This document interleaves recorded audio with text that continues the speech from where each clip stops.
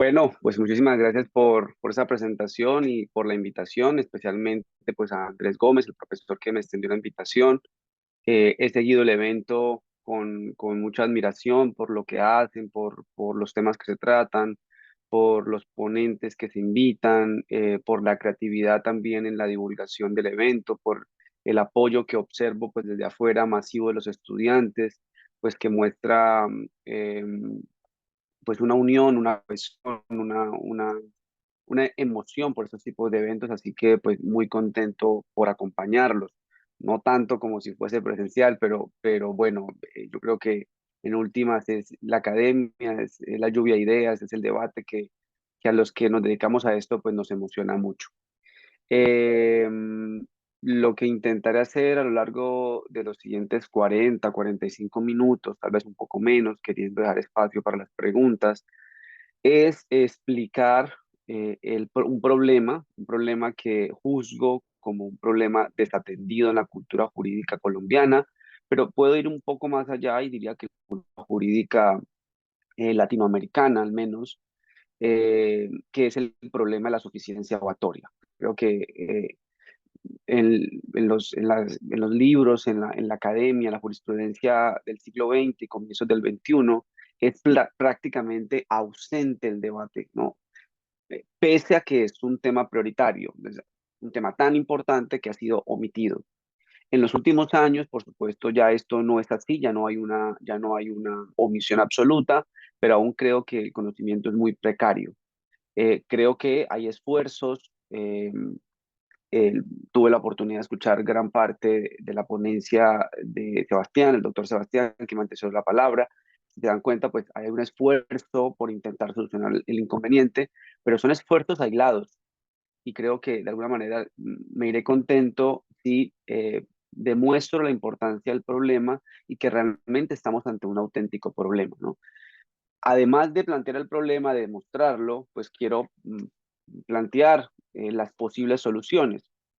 Soluciones que no son mías, son soluciones que o están ya hoy en las normativas de los diferentes países o en la normativa colombiana, o son propuestas teóricas, ¿no? De profesores que dicen, bueno, esto podríamos hacer algo acá. Y la idea es que me pronunciaré sobre estas soluciones, si realmente logran o no resolver el problema que quieren resolver. Ahí pues en la pantalla, en la filmina, encuentran mi nombre completo, mi correo electrónico personal y mis redes sociales. En caso de que deseen continuar con esta discusión en otro escenario, pues estaré presto a hacerlo, porque realmente creo que se hace academia con el diálogo de las ideas, no solamente con la manifestación de ideas en una conferencia, sino sobre todo y especialmente dialogando y tratando de afinar los argumentos. Eh, Dicho esto, entonces empecemos. Creo que, digamos, para entender este problema hay que entender el problema del conocimiento humano y aunque hay muchísimo escrito, por supuesto, a nivel de filosofía, probablemente estos tres autores sean especialmente importantes y sus ideas, ¿no? David Hume con la idea del problema de la inducción, Francis Bacon con el problema de la observación como base del método científico y Karl Popper con el problema de la falsación de las hipótesis como criterio de fiabilidad. Entonces, recordemos algunas ideas básicas de estos autores. Hume, en este gran libro, Trata de la naturaleza humana e investigación sobre el entendimiento humano, estas dos obras, decía que filosóficamente hablando, al margen de la cantidad de observaciones pasadas, de hechos ocurridos, si me permiten la expresión, de datos recolectados, filosóficamente hablando, esos datos antiguos, pretéritos, no garantizan que se repitan al futuro, ¿no? No existe, decía él, una relación necesaria entre pasado y futuro. Por más que observemos que todos los días, cada cierto tiempo, el sol se pone, no quiere decir que mañana el sol se va a poner, porque puede ocurrir cualquier circunstancia excepcional que haga que la cuestión no se repita de la misma manera. Entonces, es famoso la idea del cisne negro, ¿no? Que si el pasado nos dice que los cisnes son blancos y por casualidad observamos un cisne negro, entonces eso demostraría que el pasado no garantiza el futuro. Y es todo el tema del escepticismo y de la experiencia como base del conocimiento humano. La segunda idea que quiero resaltar, un poco unida a esta, es la idea de que el conocimiento humano, que es la idea de Bacon, es una idea, el conocimiento humano es un conocimiento producto de la observación, que nuestro conocimiento no es más que la tarea de generalizar a partir de la observación. Entonces, lo que hacemos es observamos algunos hechos, los percibimos y a partir de esa percepción hacemos generalizaciones eh, mm, eh, basadas en eso, ¿no? Sí, se suele decir que Bacon es el padre de el método científico porque él decía que no era suficiente una observación intuitiva, sino que además era necesario recolectar y tabular los datos, ¿no?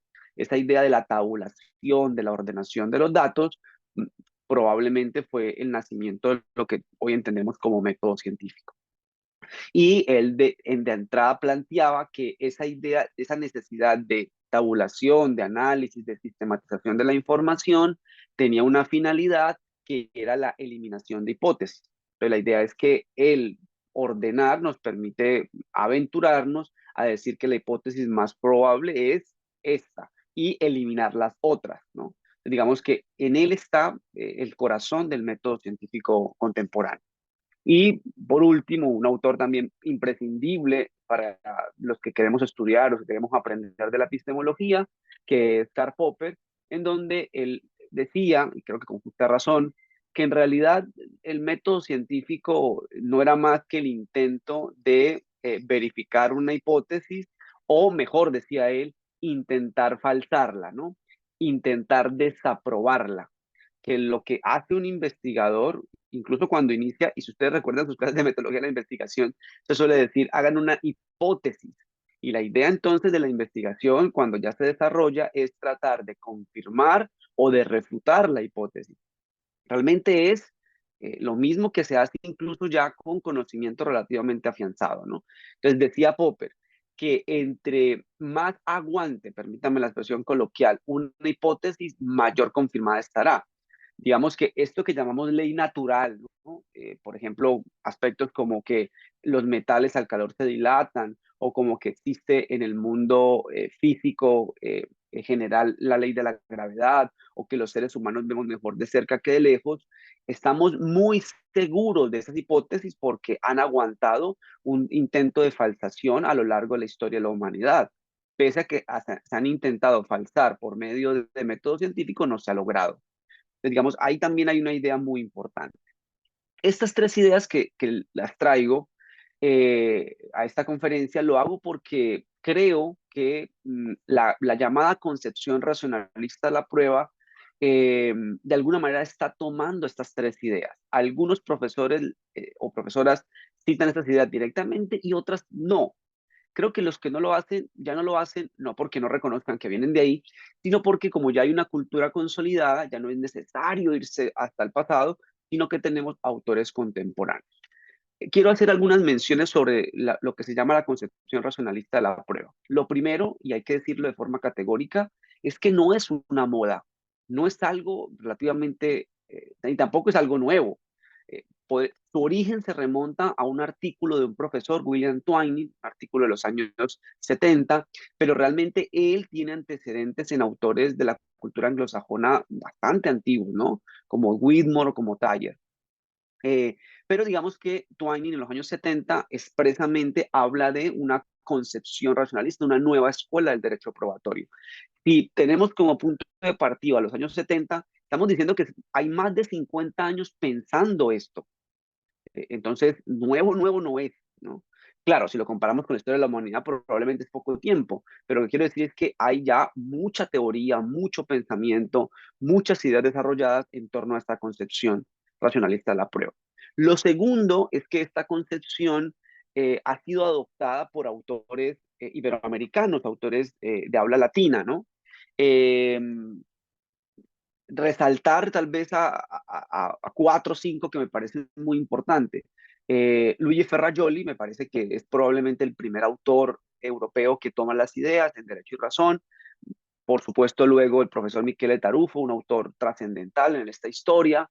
A partir de ahí, me parece que el libro de Marina Gascón, que se le está haciendo en este momento un homenaje, Los hechos en el derecho, es fundamental. Digamos que estas tres obras me parecen muy, muy importantes en la historia, y a partir de ahí, pues hay un conjunto de autores relevantes, muy importantes. En la diapositiva hay una fotografía del Congreso Mundial, en donde, entre otros, está nuestro querido y respetado profesor Jordi Nieva, que por supuesto sé que hace parte de este importante evento y es probablemente el autor invitado internacional que nos reúne, y me agrada mucho saber que está con ustedes. Eh, y la idea es que esta concepción racionalista de alguna manera tiene unas bases en disciplinas más sólidas y más antiguas, eh, como lo es la lógica y la epistemología, digamos, epistemologías de orden filosófico que tienen un desarrollo tremendo, ¿no? Y una base conceptual tremenda. De alguna manera ya no se ancla en los pensamientos solamente normativos jurídicos de juristas, sino que se ancla en otras disciplinas. Y a partir de ese anclaje se aleja, quiere oponerse a una concepción persuasiva, psicoloquista, guiada por la retórica, que para bien o para mal en materia penal, cuando se introdujo la 906-2004, tanta publicidad tuvo, ¿no? La idea de aprender a convencer y a cautivar al auditorio, el auditorio, por supuesto, reflejado en el decisor que sería el juzgador. Digamos que la concepción racionalista, por supuesto, comprende que hay una dimensión retórica en la argumentación normativa, pero esa dimensión la reduce a sus justas proporciones y le interesa más la dimensión racional, justificativa, de este tipo de cosas. Cuando digo racional justificativa, estoy queriendo decir sometida a controles racionales. Bien, la concepción racionalista, si me lo piden y me apuran un poco, yo diría que se basa o tiene como bases filosóficas e ideológicas estas 5 ideas que ustedes ven en pantalla. Por una cuestión de tiempo, voy a centrarme en 2 de esas 5 ideas, y pues nuevamente, dejando el espacio para preguntas, en caso que haya sobre otros de los puntos de partida, pues profundizaré en ellos. Me voy a centrar en las 2 últimas, las que ustedes ven en la parte de abajo de la diapositiva. La decisión sobre la verdad de los hechos se toma siempre bajo un grado de incertidumbre, y el razonamiento probatorio es probabilístico por naturaleza, y la probabilidad de la que hablamos es una probabilidad lógica e inductiva. Entonces, empecemos por la primera que mencioné. Este texto que ustedes ven en pantalla es tomado expresamente del libro Pruebas sin convicción de Jordi Ferrer Beltrán. Entonces, yo lo suelo decir en mis clases de pregrado con mucha fuerza, y en las de posgrado lo discuto mucho con mis estudiantes que se encuentran en esos cursos. Los jueces penales, las, tanto en decisiones de medida de aseguramiento, que fue el foco de atención hace un momento, pero también cuando emiten una decisión en sentencia, es decir, una decisión con la pretensión de definitud, ¿no? De cosa juzgada, de cerrar el debate, lo hacen bajo un grado de incertidumbre. Es decir, en otras palabras, lo hacen con la probabilidad de que estén diciendo que algo está probado, y que eso que están diciendo que está probado no corresponde con la realidad. En otras palabras, con el riesgo de la condena a un inocente o la absolución a culpables. Eso es inherente, es consustancial a la decisión sobre la prueba de los hechos. Y tenemos que aprender a vivir con ese riesgo de error. Eso no debería tomarse negativo, debería generar cautela, preocupación, rigurosidad, seriedad, detenimiento, estudio profundo al momento de tomar esas decisiones. Porque el juez o la jueza debe ser consciente que se puede estar equivocando cuando toma la decisión, aunque esté razonando bien, aunque haya mucha prueba y de mucha fiabilidad en contra de la persona que está siendo sometida al proceso, y aunque sea un juez honesto. Es decir, estoy quitando a un lado todo lo que llama la decisión fraude o fraudulenta. Entendamos toda esta idea de corrupción, de la decisión contraria a lo que está dentro del expediente. No, digamos, quitemos la decisión fraudulenta. Basémonos en la decisión honesta. Incluso en una decisión honesta, con muchas pruebas, la decisión puede correr el riesgo de no ajustarse a la realidad, a lo acontecido, a la verdad de los hechos. ¿Por qué? Porque se toma decisiones bajo un grado de incertidumbre y tiene que ver con las posiciones filosóficas que yo les mencioné. La idea de que el conocimiento humano no es más que la generalización producto de observación. Eso quiere decir que lo que nosotros sabemos, lo sabemos bajo la probabilidad de que ocurre. Bien, la siguiente tesis que quiero resaltar es que entonces nosotros tomamos decisiones, insisto, no solamente en medida de aseguramiento, sino también en decisión de sentencia con probabilidad. Pero entonces, cuando uno suena probabilidad, asociamos rápidamente a números. Entonces, la pregunta que a veces se hace por estudiantes es, bueno, ¿y cuál es el número, cuál es el porcentaje que se requiere para dar por probado? Y considero que hay algunos profesores, cada vez menos, pero algunos profesores que se atreven a responder con números. Entonces, no, se requiere el 98, el 99, el 95. Y entonces ahí la pregunta es, ¿por qué el 99 y no el 90? En últimas 90 es bastante, es una mayor probabilidad que. ¿Por qué el 99, profesor? ¿De dónde saca el número? Pero vamos a suponer que vamos a dar esa licencia de que el profesor ponga el número. Viene una segunda pregunta. ¿Cómo demostrar justificativamente hablando, cómo justificar que un conjunto de pruebas superan el 99, que están en 99.01 o que quedaron en 98.9 o 0.09? Demuéstreme eso a nivel justificativo. No se puede. O sea que la probabilidad no es una probabilidad matemática, no es un guarismo, no es un número, sino estamos hablando de probabilidades lógicas inductivas. Es decir, es la probabilidad de lo más razonable, lo más verosímil, lo más aceptable, ¿no? Es un razonamiento en donde podemos decir que la conclusión nos resulta socialmente aceptable y que podemos actuar producto de esa conclusión. Eh, Insisto, en la diapositiva que compartiré si así lo desean, está como lo explica el profesor Jordi Ferrer, seguramente mucho mejor y mucho más preciso que yo, pero la idea de fondo es la que estoy planteando, ¿no? Decidimos con probabilidades lógicas inductivas. Técnicamente es una inducción probabilística, no es una inducción generalizadora del método científico, porque por supuesto el juez no hace método científico, pero el juez sí, a partir de un conjunto de información, aplicando generalizaciones, hace una generalización inductiva y llega a conclusiones sobre lo más probable que explique la información que está dentro del proceso. Bien, dicho esto entonces, que era una especie de introducción bastante larga, voy a empezar a exponer la exposición propiamente, las ideas de la exposición. Lo voy a hacer, escúchenme, son 7 partes, hay un error ahí en la diapositiva. Para el primer capítulo, un capítulo muy básico, momentos generales de la actividad probatoria. Luego voy a analizar las características de la decisión sobre la prueba de los hechos, el problema de la suficiencia probatoria, análisis de las posibles soluciones, la propuesta de Jordi Ferrer Beltrán, que de alguna manera nos tiene estudiando este tema a los profesores que trabajamos esto. Me pronunciaré teniendo en cuenta que el profesor Sebastián también lo hizo sobre alguna idea del profesor Luigi Ferrajoli, también entender el contexto en el que él hizo esa manifestación. Y por último, pues unas conclusiones particulares mías en cómo entiendo el problema y cómo considero que se debe solucionar. Y pues finalmente las reflexiones finales, prefiero dejarlas para las preguntas que ustedes realicen, que sean unas reflexiones colectivas y no individuales. Bien, eh, aquí quiero aclarar algo. Este lenguaje que voy a utilizar no es un lenguaje de la 906 de 2004, sino es un lenguaje abstracto que pretende describir los momentos generales de la actividad probatoria en cualquier área del derecho, en cualquier especialidad, sin importar el régimen probatorio que lo regule, ¿no? Es una pretensión más abarcadora que hablar de la 906 de 2004. Considero que los momentos de la actividad probatoria en general son 3. Hay 3 grandes momentos.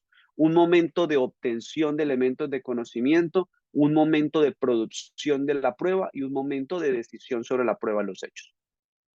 El momento de obtención es un momento relacionado más con la investigación, es un momento propiamente preprocesal, antes de iniciar el proceso formalmente dicho, y consiste básicamente en que los interesados, las partes usualmente, despliegan actos de investigación para adquirir información que les permita construir su pretensión, construir esa demanda que van a presentar posteriormente, o si estamos en materia penal, esa imputación o esa acusación que voy a presentar posteriormente, como si soy fiscal, y si soy defensor, pues esos argumentos defensivos que puedo empezar a construir desde la misma fase previa al proceso formalmente dicho. Cuando digo formalmente dicho el proceso, estoy refiriendo al momento procesal en donde se delimitan la pretensión y la excepción, que en materia penal sería la audiencia de acusación. Ahí se delimita la pretensión y en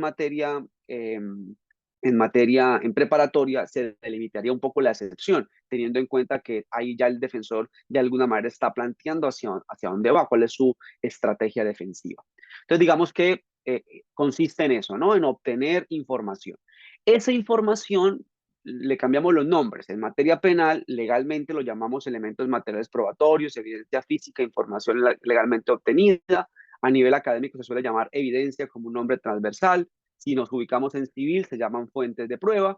En todo caso, vendrían siendo elementos de conocimiento que nos dan información sobre lo acontecido. Un poco las características de estos actos de investigación es que son realizados eh, por la parte sin bilateralidad de la otra parte, sin la intervención o presencia de la otra parte. Y usualmente esos actos de investigación no son tan reglados, aunque en materia penal, teniendo en cuenta que los actos de investigación tienen la capacidad de afectar considerablemente derechos fundamentales, suelen haber muchas reglas que lo regulan, ¿no? Registro de allanamiento, por poner un ejemplo, y así otras figuras eh, que podemos citar para demostrar que sí hay reglas. Pero insisto, al menos, por ejemplo, en materia civil hay pocas reglas para buscar información antes de demandar. Por supuesto, está la prueba anticipada, pero digamos no hay tantas. Bien, esa primera fase culminaría cuando la parte dice, bueno, ya hice los suficientes actos de investigación, ya tengo muchísima información para eh, construir mi estrategia procesal, para plantear la pretensión y para proyectarme que puedo ganar el caso. Para decir, hombre, es muy probable que con esto pueda ganar mi caso. Cuando ya la parte hace eso, pues entonces presenta la pretensión. Si estoy en materia penal, pues lo hace mediante la imputación, mediante la acusación, luego la ratifican la acusación. Si estoy en materia civil, pues presento mi demanda con mis peticiones probatorias y adjunto lo que tenga que adjuntar. Luego de eso hay una segunda fase, que es la fase que se puede llamar, nuevamente en abstracto, para no guiarme por ningún código, la producción de la prueba. Es un escenario que ya se hace ante el juez y en resumidas cuentas tiene la intención de garantizar dos grandes principios del derecho probatorio. Una, la idea de la inmediación, con toda su discusión, la inmediación busca que se produzca información delante del juzgador, delante de la persona que va a tomar la decisión, que este juzgador controle, dirija y perciba directamente la generación de la información con la cual va a tomar la decisión. Esa es la idea de la inmediación. Mm, y además, podríamos decir que en materia penal se busca garantizar el derecho de defensa. La idea es que la defensa pueda ejercer en esa generación de conocimiento, pues una crítica efectiva, un cuestionamiento efectivo de esa información con la cual se va a tomar la decisión. Ustedes podrán decirme, bueno, ¿y los otros principios, profesor? La contradicción, la confrontación, la publicidad. Hablando del maestro Jordi Nieva con justa razón, esa idea se la escuché por vez primera a él y la adopté apenas la escuché porque me parece muy potente, y es que en últimas todo se reduce a la defensa. Digamos, la idea de ¿para qué yo quiero publicidad? Pues para poder defenderme. ¿Para qué yo quiero confrontación? ¿No? Que la idea de hacer preguntas de contrainterrogatorio, pues para poder defenderme. ¿Para qué yo quiero la contradicción, la posibilidad de plantear una hipótesis contraria? Para defenderme. O sea, de alguna manera los otros principios son instrumentales a la defensa, sirven para defenderme. Entonces, por eso considero que la producción no es más que satisfacer la inmediación de cara al juzgador y la defensa de cara a la contraparte. Eh, ¿Cuál es el objetivo de la producción de la prueba? La idea es superar un procedimiento ese sí está muy reglado. Ese sí, el código dice en detalle cómo hacerlo, ¿no? El descubrimiento, la enunciación, la solicitud, el decreto de la prueba, la práctica de la prueba, la incorporación de documentos, etcétera, etcétera. Todo el testimonio adjunto, prueba de referencia admisible, todo muy en el código. ¿Por qué? Porque la idea, insisto, es que la inmediación y la defensa se satisfagan cabalmente. ¿Y cuál es el objetivo en última de ese procedimiento, más allá de satisfacer estos principios que he mencionado? Pues la idea es que estos elementos de conocimiento, es decir, lo que yo recolecté durante la investigación, sea tenido en cuenta al momento 3, que es al momento de la decisión de la prueba de los hechos. La decisión en un sentido, aquí estoy pensando en sentencia, ¿no?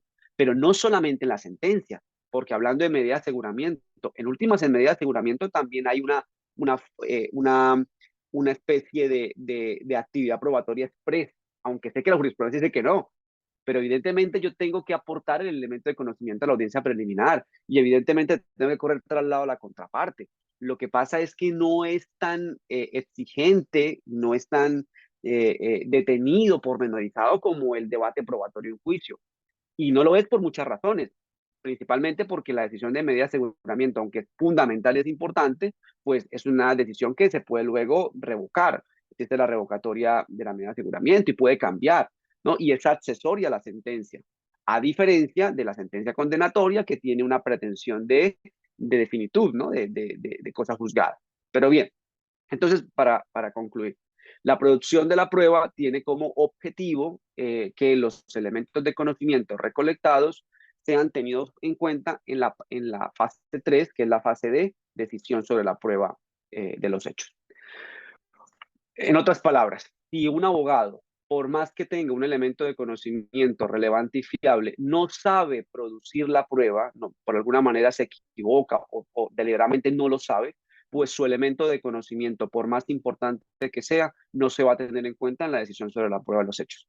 Todos podemos contar casos. El caso más dramático que yo he conocido fue un caso de porte ilegal de armas en donde un fiscal había obtenido la certificación de que el procesado no tenía salvoconducto, tenía el certificado dentro de la carpeta, pero en la producción probatoria nada más y nada menos se le olvidó descubrirlo, se le olvidó denunciarlo, se le olvidó solicitarlo, en consecuencia no se decretó, y se dio cuenta realmente de esa omisión fue cuando el abogado en alegato de conclusión lo advirtió. Dijo, no hay prueba sobre si mi cliente tiene o no salvoconducto y como no hay prueba, pues aplique presunción de inocencia.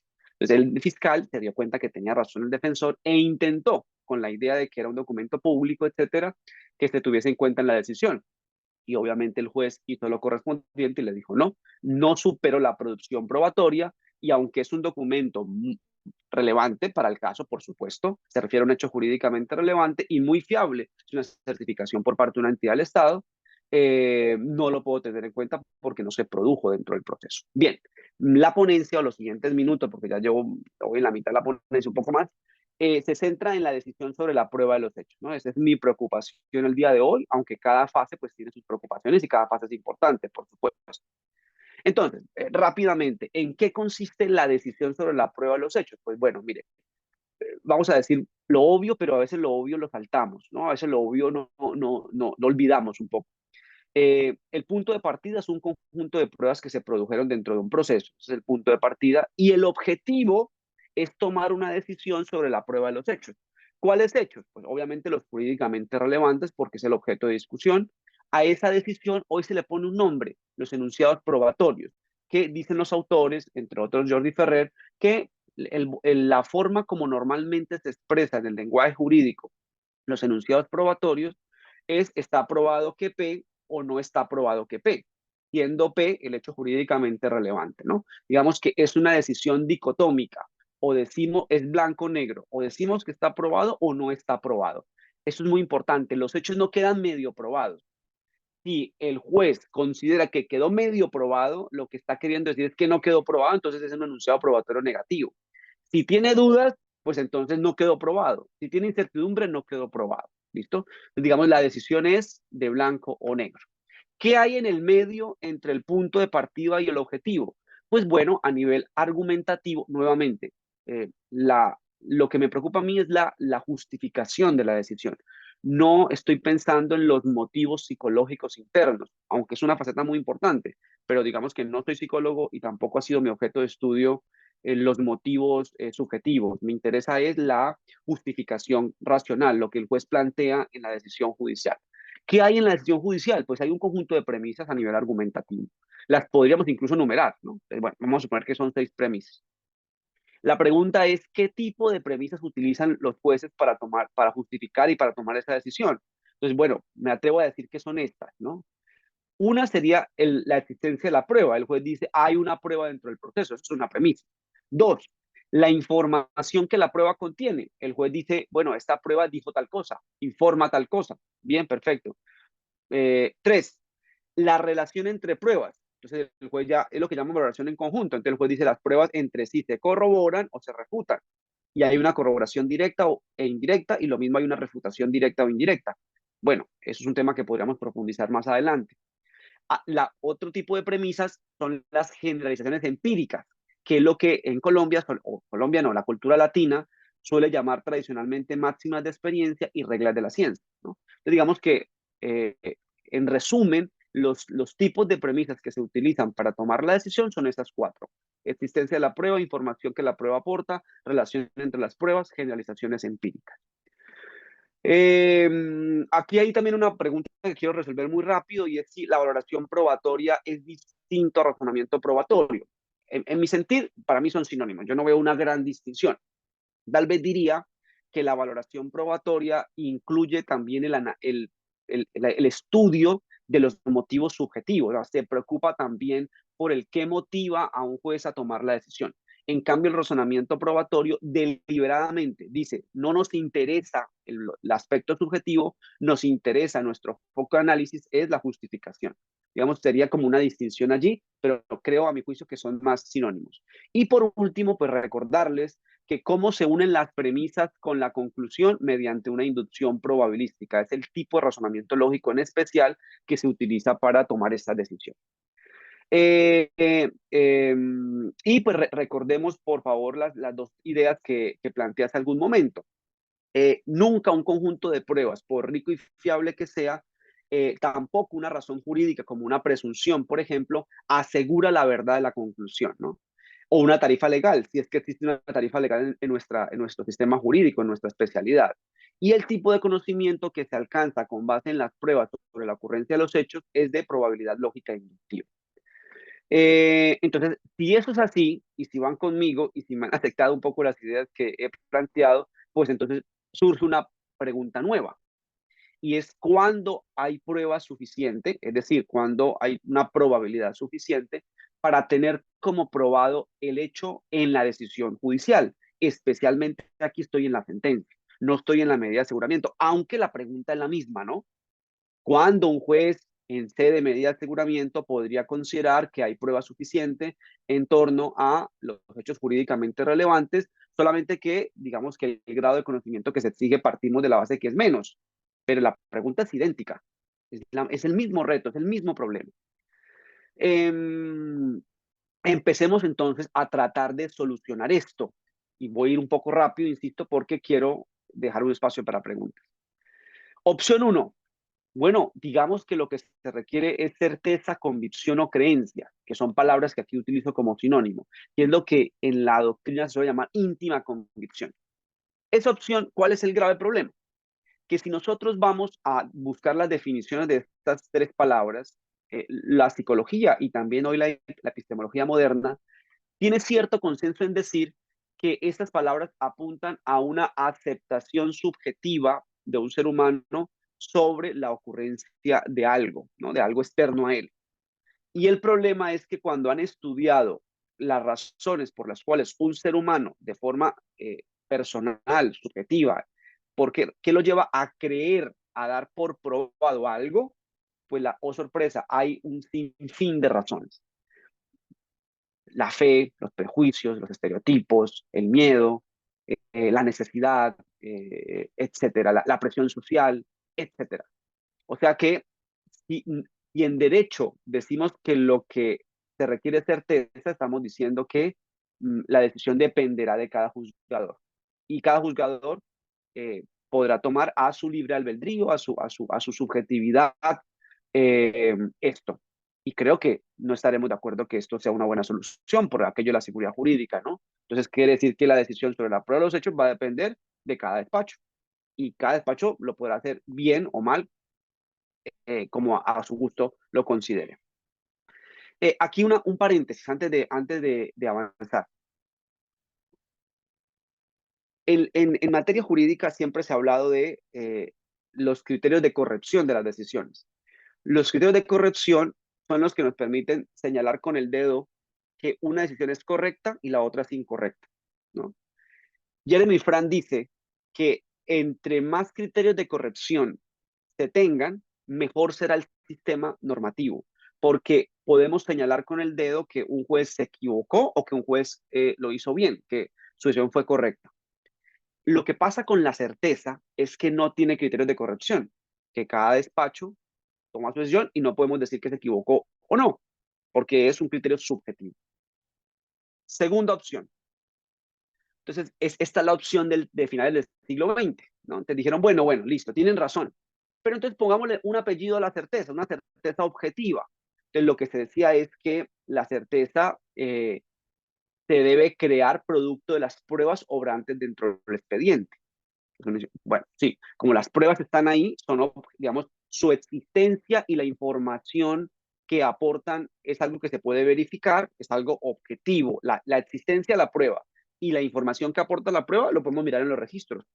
Entonces, digamos, eso dota una idea de objetividad. Bueno, entiendo. Pero piensa en un caso como este. A mí me gusta ponerlo porque es muy simple.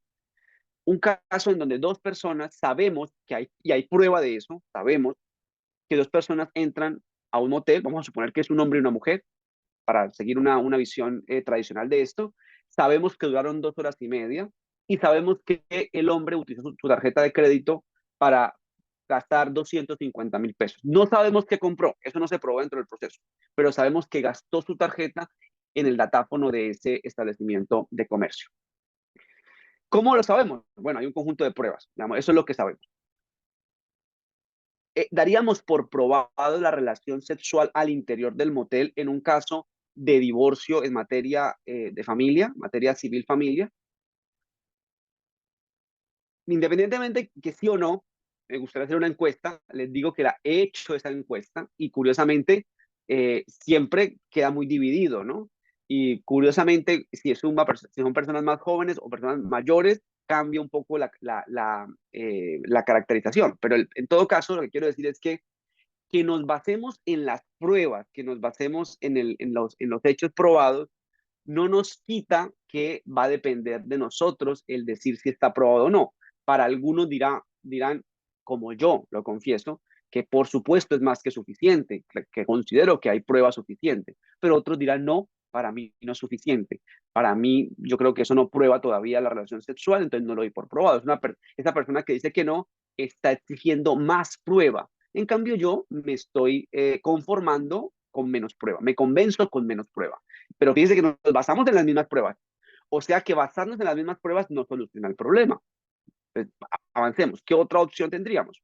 Bueno, entonces digamos que no solamente se trata de basarnos en las pruebas, sino se trata de saber con base en qué las vamos a valorar. Y ahí es donde entra la idea de la sana crítica. La sana crítica, de alguna manera, si uno estudia la historia de la sana crítica, llega a una conclusión muy bonita. Y es que la sana crítica no es más que un guiño a la razón. La sana crítica es hija de la ilustración. La sana crítica es una forma como a un jurista o a unos juristas se le dio por llamar a la razón, que era la idea del racionalismo inglés, el racionalismo francés, alemán, digamos, toda esta cultura de la ilustración que se oponía un poco al empirismo y generaba la idea de que la razón era unas ideas abstractas que todos los seres humanos teníamos.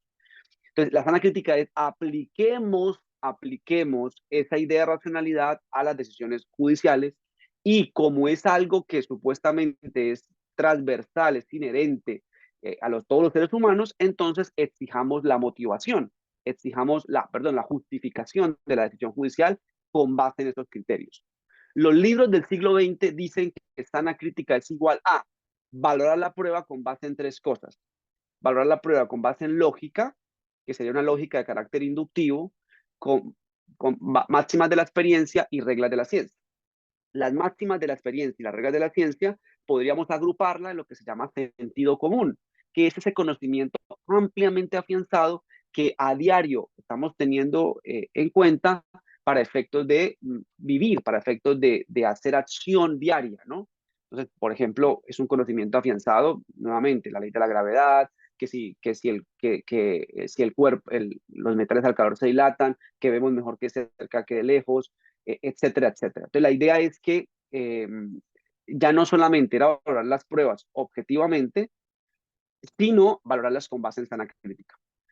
La sana crítica me parece que es un gran avance y estoy de acuerdo con la sana crítica, pero la sana crítica no resuelve el problema de la suficiencia probatoria, porque la sana crítica lo que hace es hacer el hilo argumentativo, poder verificar cómo es el hilo argumentativo, verificar qué argumento es mejor o peor en términos epistemológicos, pero el punto de la suficiencia no lo resuelve. Es más, no se ocupa de él, lo deja siempre al arbitrio.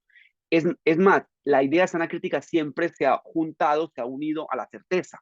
Una certeza en sana crítica. Entonces, básicamente es que el punto de la suficiencia probatoria va a depender entonces de la subjetividad del juzgado. Entonces, digamos que no soluciona el problema. Eh, ¿Qué otras opciones tenemos? Entonces, bueno, exijamos justificación de la decisión judicial, que es lo que tenemos en Colombia. A mí me parece muy bueno, ¿no? Que no sea algo, una corazonada, algo que quede interno en la subjetividad del juzgador, sino el deber de explicitarla. Bien, es una buena forma, pero que explicitemos no quita o no permite determinar que alguien esté equivocado o que alguien esté en lo correcto. Nuevamente, en el ejemplo del motel, yo podría justificar muy bien por qué razón lo voy a dar por probado. Diría que lo más probable en términos de sentido común, teniendo en cuenta el tiempo de duración y el gasto que hicieron, es que sostuvieron relaciones sexuales. Mi argumentación, justificativamente hablando, yo cumpliría con ese deber. Y quien me diga y quien vaya a decidir que no, pues también podría justificarlo relativamente bien. Podría decir no, realmente lo que diría es que hay hipótesis alternativas diferentes a la relación sexual. Entonces podría justificarlo. Entonces la justificación no soluciona el problema. Quinta opción, que me parece muy buena. Esto tiene que ver un poco con la idea de la aceptación colectiva, la dialéctica colectiva. Creo que Habermas entra un poquito acá. La idea, entonces, permitamos recursos, permitamos que se pueda apelar, impugnación especial, casación por cuestiones de hecho, tutela por cuestiones de hecho o amparo. Colombia en eso está muy bien. Y quiero decirle a los estudiantes que nosotros estamos bien desde hace mucho tiempo y eso en todos los países no opera así. Varios países, hace no mucho, por ejemplo México, hace 6 años no lo permitía, no permitían apelaciones por cuestiones de hecho. No se podía discutir la prueba de los hechos, porque se partía de la base que como el juez de segunda no estaba en el juicio, no podía hacer una crítica a la decisión judicial. Esto creo que ha sido superado y superado con mucha razón. Entonces, digamos que la idea de que haya un diálogo común, que hayan varios supervisores, me parece a mí interesante, buena. Sin embargo, si esos supervisores no tienen criterios de corrección, entonces realmente estamos apelando, es una falacia de autoridad. Entonces, quiere decir que el juez de segunda instancia lo va a dar por probado porque es el que tiene más poder, el que está en una estructura de recursos está arriba, pero no porque haya algo racional que nos lleva a decir que el de arriba está en lo correcto y el de abajo se equivocó. Volviendo al ejemplo del tema del motel. Entonces, si yo digo que no está aprobado, me recurren y el de segunda dice que sí está aprobado, entonces, ¿de qué depende que alguien se haya equivocado o alguien esté en lo correcto? Si depende de la subjetividad de los decisores, es una falacia de autoridad. En cambio, si dan argumentos que puedan verificarse su cumplimiento, pues sería lo correcto en términos racionales. Entonces, digamos que eh, los recursos me parecen una gran estrategia, pero no solucionan el problema, al menos no de una forma satisfactoria de cara a la racionalidad de las decisiones judiciales. Y entonces, bueno, hagamos lo que hicimos en Colombia con la 906. Pues vámonos a los estándares probatorios de la cultura anglosajona. Y aquí quiero hacer rápidamente una advertencia.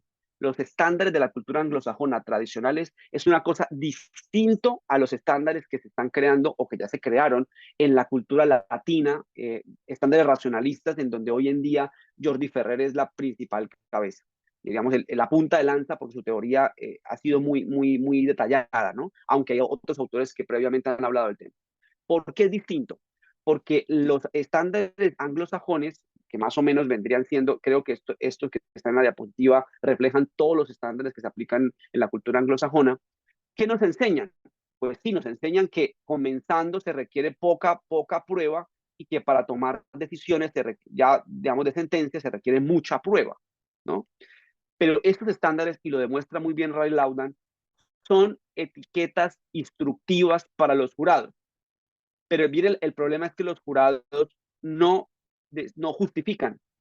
O sea, en Estados Unidos, cuando va a empezar un juzgamiento, se reúnen a los jurados de forma privada, pero los graban, y el juez le da unas instrucciones, la famosa audiencia de instrucciones.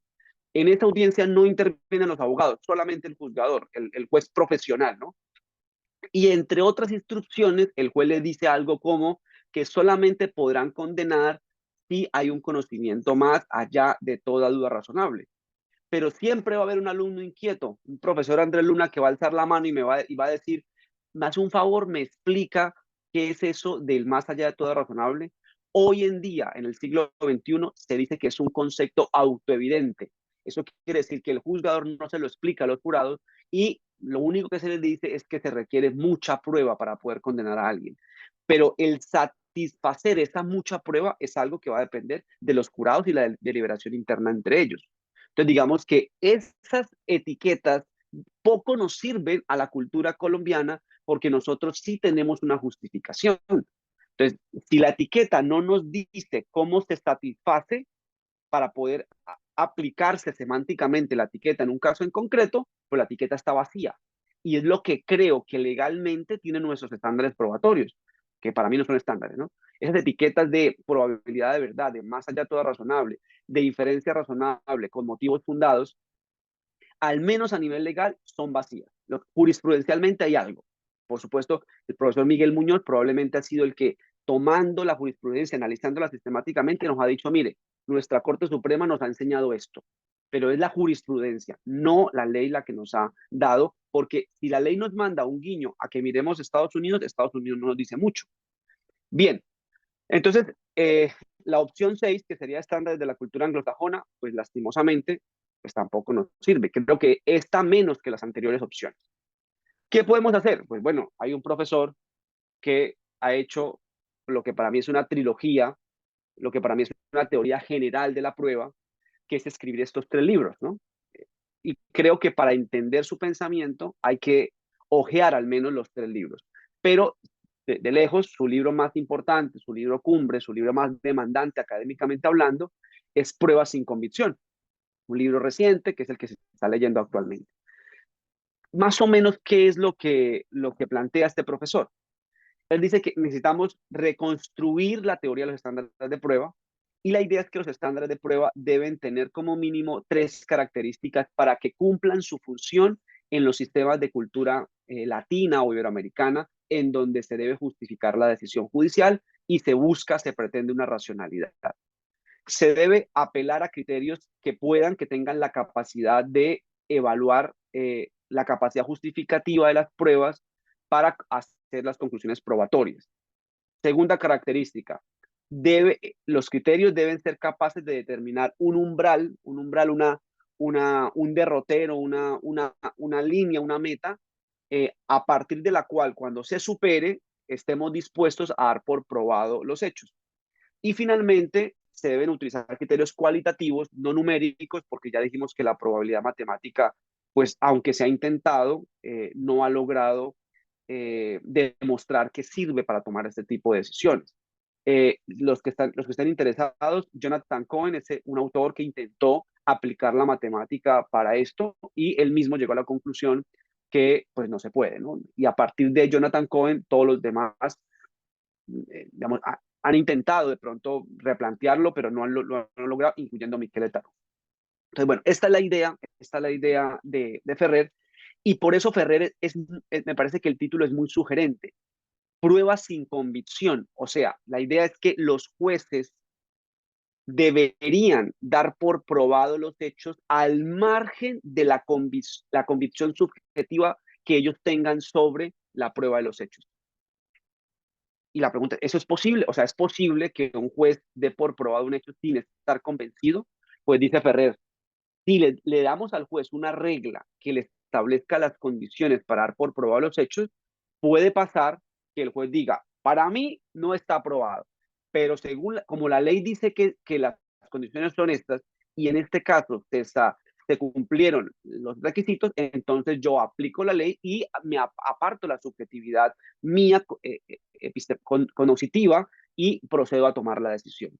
Dice Ferrer que con los estándares que él sugiere, eso podría pasar. Entonces vamos a mirar qué es lo que sugiere el profesor.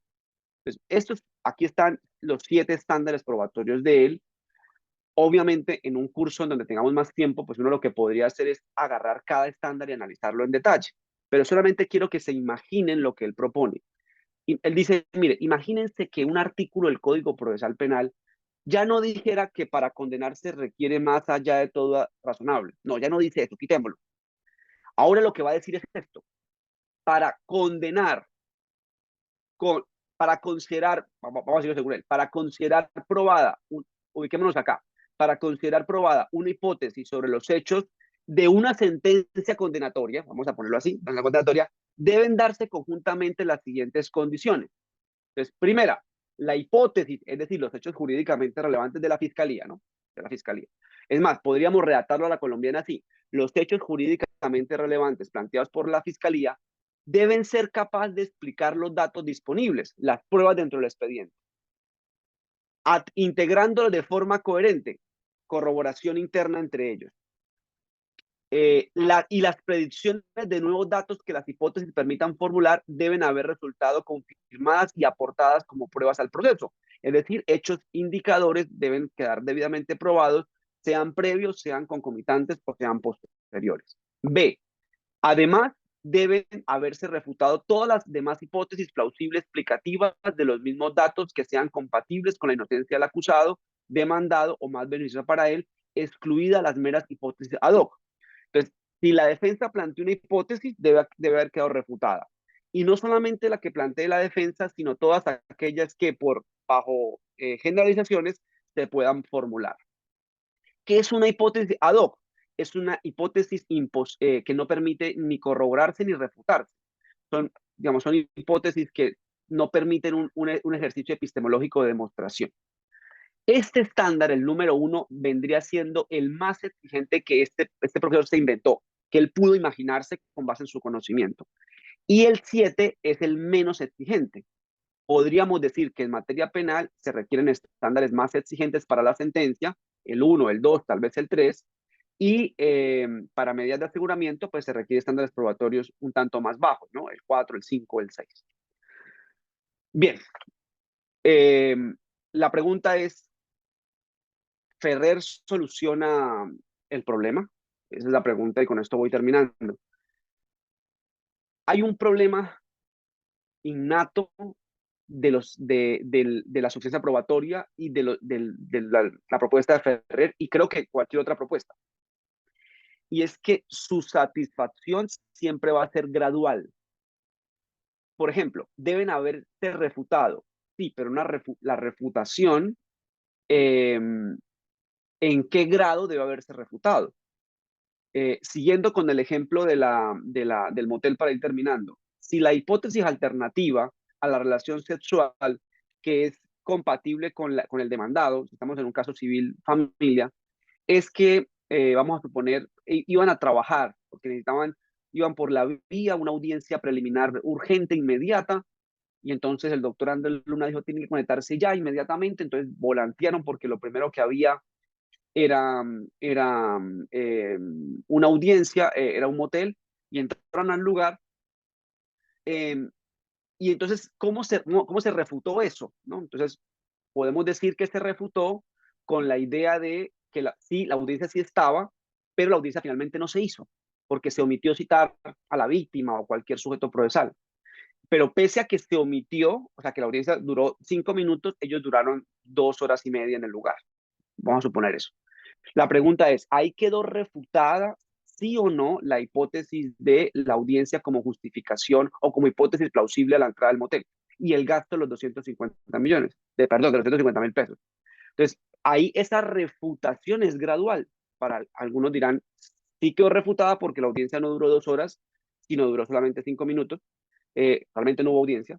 o alguien dirá, no, no quedó refutada la hipótesis, en consecuencia no va a dar por probar los hechos. O sea, la refutación también es gradual. Y así, o digamos, los elementos que Ferrer plantea son de cumplimiento gradual. Entonces, ahí viene una discusión, ¿en qué grado se deben cumplir estos criterios como para dar por probada la hipótesis? Entonces, mi conclusión es que realmente estamos ante una aporía. Una aporía es un problema que de fondo no permite una solución racional. Las aporías han sido muy estudiadas por la filosofía y cuando estamos ante una aporía, lo que se debe hacer es buscar una solución ya no racional, sino social, una solución de valores.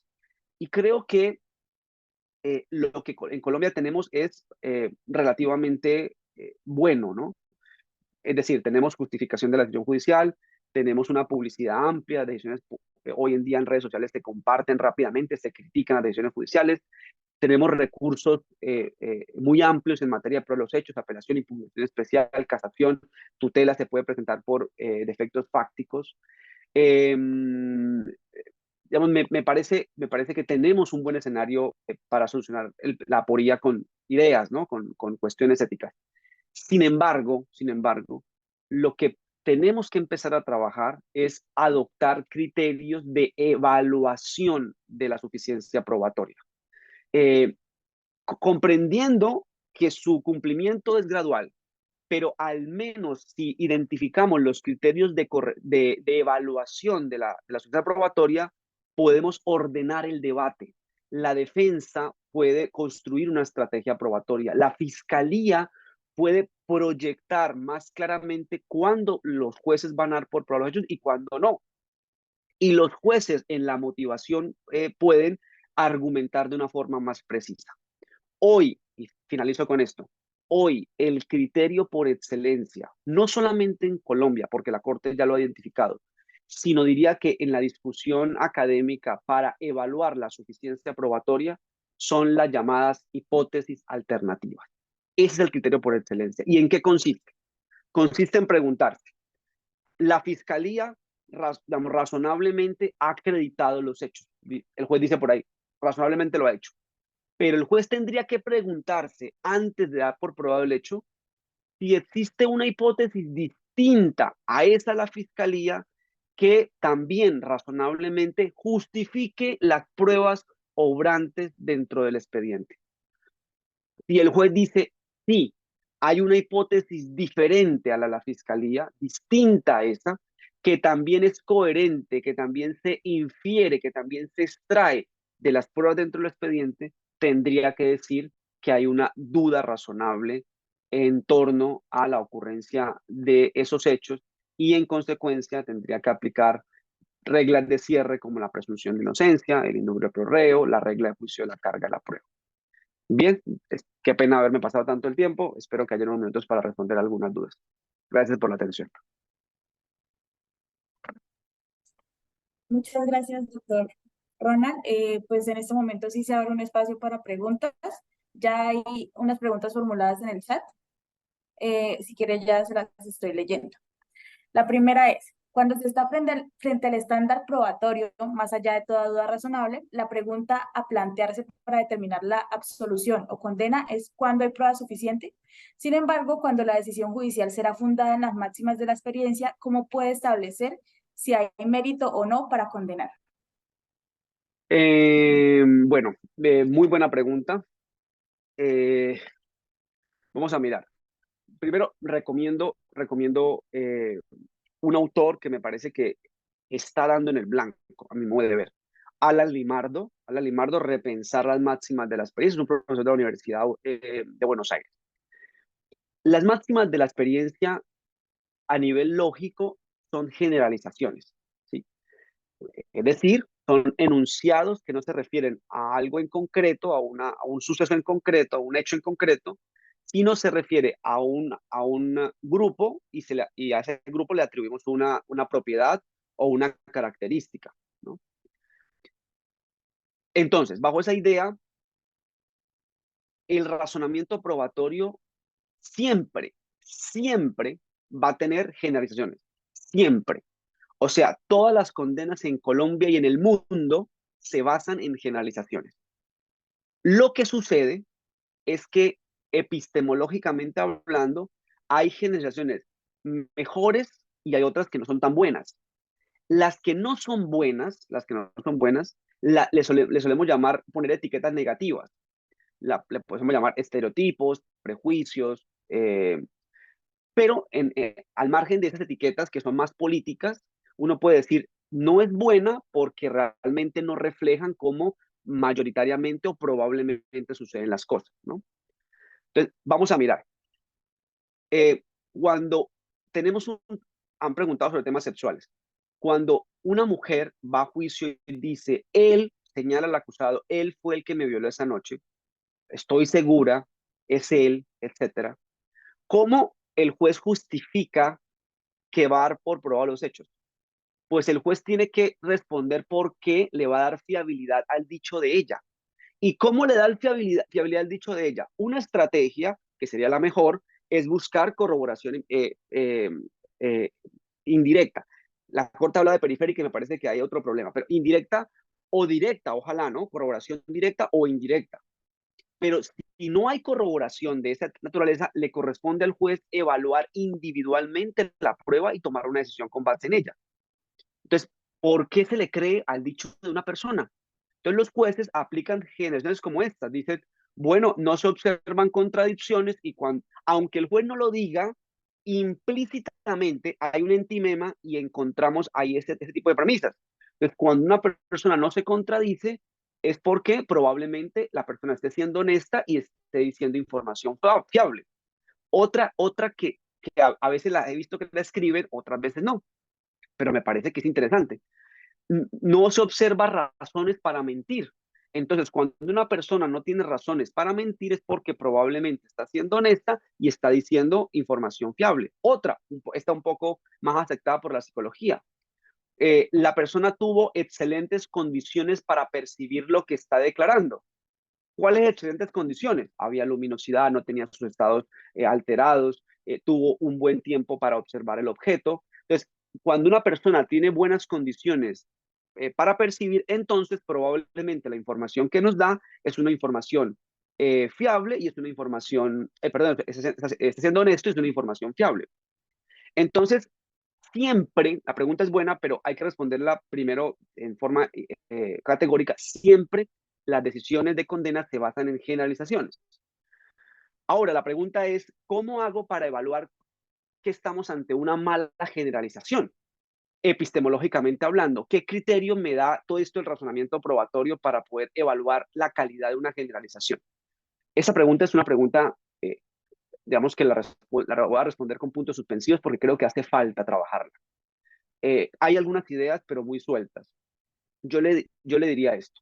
La clave está en evaluar el aporte de la generalización para la conclusión o la relevancia del aporte. Una generalización solamente relevante si me aporta una mayor probabilidad que.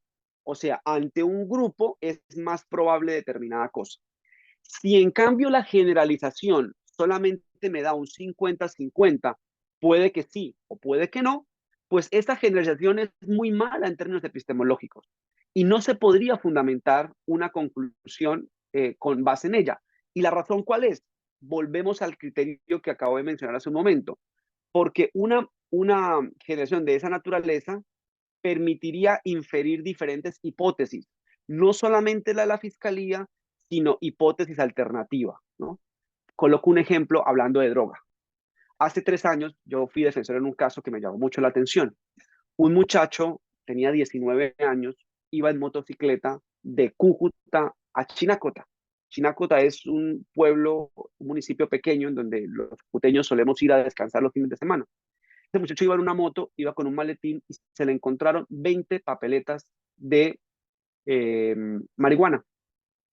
Papeletas individuales, cada marihuana, no recuerdo el gramaje que tenía, no recuerdo exactamente, pero era un gramaje relativamente pequeño. Lo de siempre, captura, ¿no? En ese caso, el fiscal imputa, no plantea medida de aseguramiento, pero se decide llevar el caso hasta el final, y fue condenado en primera. condenado. Y el argumento central era que la forma como llevaba las papeletas, de ahí más o menos así. Cuando una persona lleva droga en paquetes individuales, es porque probablemente creo que el verbo que le habían puesto era distribuir, ¿no? Va a distribuir la droga. Entonces, esa generalización, el problema es que escondía el análisis del caso en concreto, en donde se probó por él y por unos amigos que fueron al proceso, que él iba para las famosas ferias de Chinácota, que tienen un puente, ¿no? Con lunes festivo, y él se fue el jueves. Entonces, pues él se llevó, y eso lo dijo él en la audiencia, se llevó su dosis durante los 4 o 5 días que iba a estar allá, que eran días de fiesta. Entonces, esa máxima de la experiencia es una máxima de la experiencia que plantea una mera posibilidad teniendo en cuenta el caso en concreto. Porque puede ser que él sí la hubiese distribuir, puede ser. Pero también puede ser que era para su consumo. Las dos son igual de posibles. Y si son igual de posibles las dos, pues hay duda. Y la fiscalía no cumplió la suficiencia probatoria. Entonces, Slendy, muy buena pregunta. Quisiera trabajarla más, pero para concluir es que es esta. Hay que evaluar la calidad de la máxima de la experiencia. A mayor calidad de máxima de la experiencia, las hipótesis que se logran inferir son menores, son menos. En cambio, si la máxima experiencia es de mala calidad epistemológicamente, suelen permitir plantear más hipótesis alternativas. Y si alguna de esas hipótesis alternativas es compatible con la absolución, pues hay duda y tendrá que absolverse. Espero haberle dado una luz sobre esa pregunta tan difícil. Mi querido amigo Andrés Luna hace una pregunta. Vamos a ver si seguramente me va a corchar. No sé si la podemos leer. Sí, doctor, ya la leo. Un saludo afectuoso, riguroso y muy amable, profesor Vicario. Lo felicita por tremenda síntesis del razonamiento probatorio. Y la pregunta es, ¿crees que el razonamiento probatorio puede, en algunos supuestos, llegar a colisionar con el principio de favorabilidad, que no siempre se deduce lógicamente, sino por humanidad, y con el estándar de convencimiento más allá de toda duda, que es más exigente que la probabilidad? Va, listo. Entonces, bueno, gracias Andrés y me permite eh, reiterar algo, tocar el tema de Ferrajoli eh, y hablar un poco digamos, del contenido de la presunción de inocencia. Primera tesis, no hay opción, fallamos con probabilidades. O sea, me gustaría mucho abrir el debate, por supuesto. Lastimosamente estos espacios a veces son reducidos, pero al menos quiero que se vayan con mi tesis. Y es una tesis, digamos, a hombro de gigantes, ¿no? A hombro de una gran cantidad de profesores y profesoras que han pensado esto. No hay opción porque así es el conocimiento humano. El conocimiento humano es de probabilidades. Y si el conocimiento en general es así, pues el judicial con mayor razón, que tiene mayores limitaciones. Entonces, la invitación, eso no quiere decir que entonces vamos a condenar de forma flexible, no. Es más bien ser conscientes de con qué condenamos y a partir de ahí trabajar con mayor rigurosidad los asuntos. Que condenemos con probabilidades no quita que podamos exigir muchísima probabilidad para poder condenar. Y yo creo que en materia penal, por lo que está en juego, se requiere muchísima probabilidad para poder condenar, pero no le quita la idea de la probabilidad. Segunda tesis. Bueno, a menos que entonces apelemos a certeza. Pero si apelamos a certeza, ya les dije que estamos apelando al convencimiento del juzgador. A menos que digamos, bueno, la certeza judicial. Bueno, entonces estamos apelando a una especie de falacia de autoridad colectiva judicial. Pues listo, pues nos toca por seguridad jurídica lo que digan los jueces. Y está bien que sea así, pero no le quita que estén fallando esos jueces y esas jueces con probabilidad, ¿no? Lo que pasa es que por seguridad jurídica confiamos en ellos y que ellos con su sabio entender lo hagan. Bienvenido sea. La idea entonces, en segundo lugar, es, bueno, ¿por qué no? No es que desconfiemos de los jueces, pero en últimas, dar por probado un hecho es un juicio de valor. O sea, intrínsecamente hay un juicio político, hay una dimensión política, porque si siempre va a haber un riesgo de errar, entonces, ¿por qué el juez del caso, el primero civil, el primero penal del circuito, es quien decide quién asume el riesgo del error, si el Estado con la absolución a un culpable o la persona procesada que la condena a un inocente. ¿Por qué ese juicio político se lo dejamos al juzgador? Entonces, la idea un poco, los estándares de prueba, es que este juicio político se haga por quien se debe hacer, que es por el legislativo, y que se discuta en democracia quién asume el riesgo del error en un caso en particular. Si es así, entonces viene la segunda discusión, que es eh, si los estándares probatorios deben tener un único contenido en materia penal. En otras palabras, la presunción de inocencia se vence exclusivamente con un grado de conocimiento, sería una opción, que sería algo así como darle un contenido objetivo a la presunción de inocencia. Entonces, si es un delito y si estamos en materia penal juzgando, entonces no le podemos dar diferentes contenidos a la presunción de inocencia. Tiene que ser un único contenido a cumplir. Sería una opción, ¿no? Que es la opción alicantina, y yo creo que ahí entra un poco Ferrajoli, aunque ya hablo un poco, hablo de la idea de Ferrajoli. La otra opción, que es muy polémica, yo no estoy de acuerdo con él, que es la opción de Ferrer, es decir, que la presunción de inocencia, el contenido se lo damos los seres humanos, o sea, que no tiene un contenido único, sino que la presunción de inocencia depende de lo que socialmente pactemos. Y bajo ese entendido, no sería impensable, dice Ferrer, incluso sería recomendable crear estándares de prueba diferenciados dependiendo de diferentes criterios. Entre otros criterios, él plantea dos, uno me parece menos polémico que el otro. El primero, dependiendo de la gravedad del error. Una cosa es que, aunque sea delito, tenga una pena de multa, por ejemplo, que todavía hay penas de multa solamente de multa, o que poquitos, pero los hay. Una cosa es que sea pena de multa y otra cosa es que sea, guardando el extremo, en Colombia no lo hay, una pena de muerte, por ejemplo, ¿no? Que todavía hay países que tienen pena de muerte.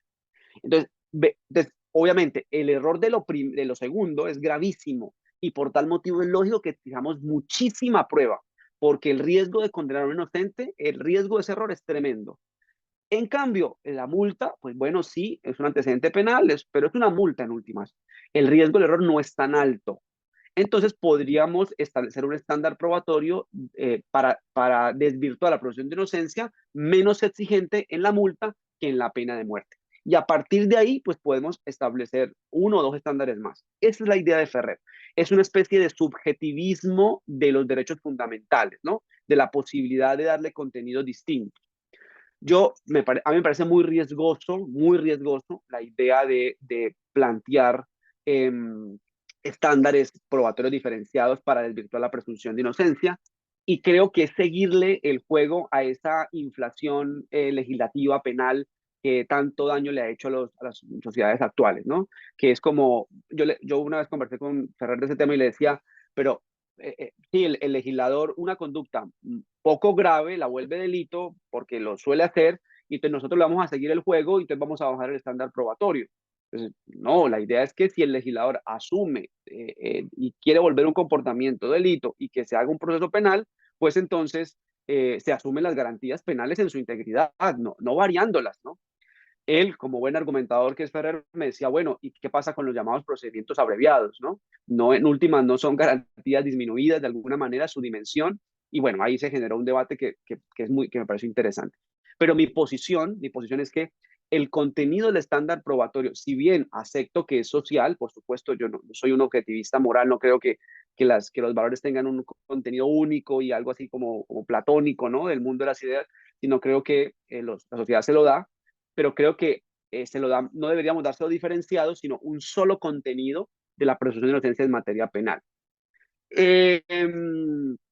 Entonces, bajo esa lógica, no creo que sea, digamos, incompatible con el principio de favorabilidad, que estoy de acuerdo, tiene una connotación de protección a la libertad y por tal motivo una protección humana, ¿no? No es un contenido lógico en sentido estricto, sino es una preferencia de valor, querer proteger a toda costa la libertad.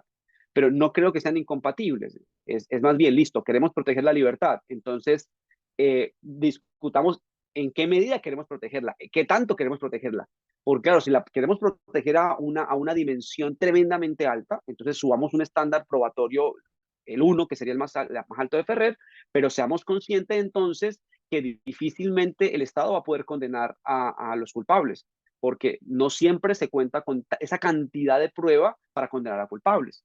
Entonces, asumamos los costos de proteger en esa intensidad la libertad. Y ese es un tema político, es un tema de discusión legislativa, principalmente, aunque obviamente social en general.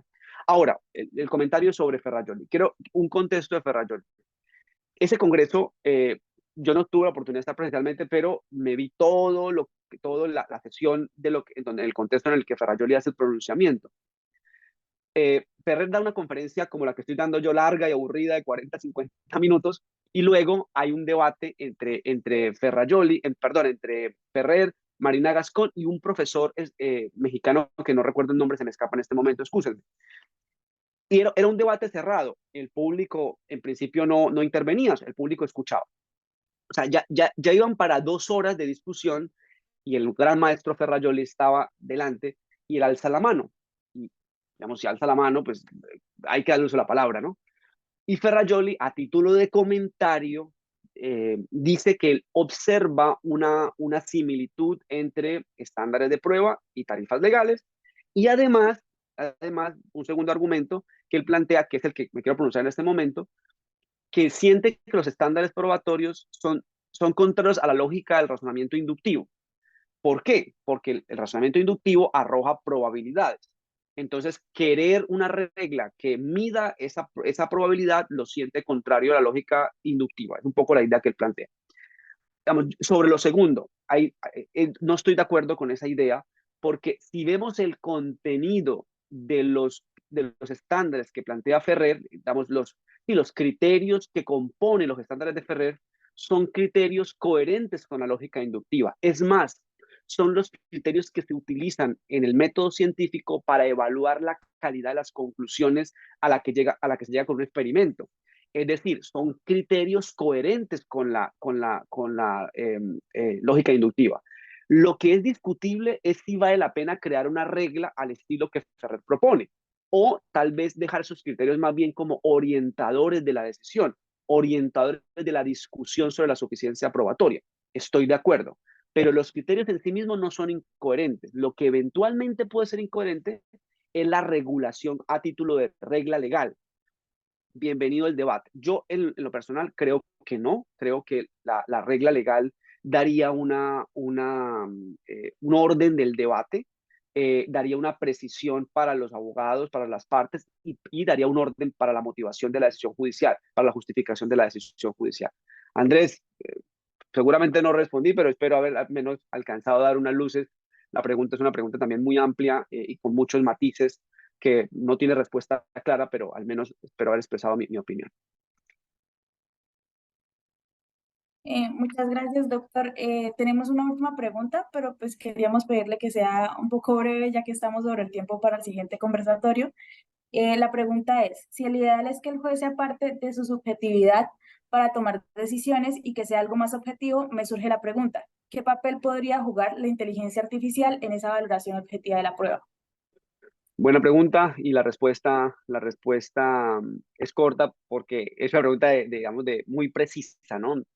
Em, la inteligencia artificial eh, va a ser capaz, si no es que ya lo es, lo que pasa es que no ha habido un interés de la industria tecnológica para crear una tecnología que lo haga, pero creo que ya la tecnología está de tomar decisiones judiciales y eso implica no solamente la calificación normativa, sino también la valoración de la prueba. Estoy absolutamente convencido de eso.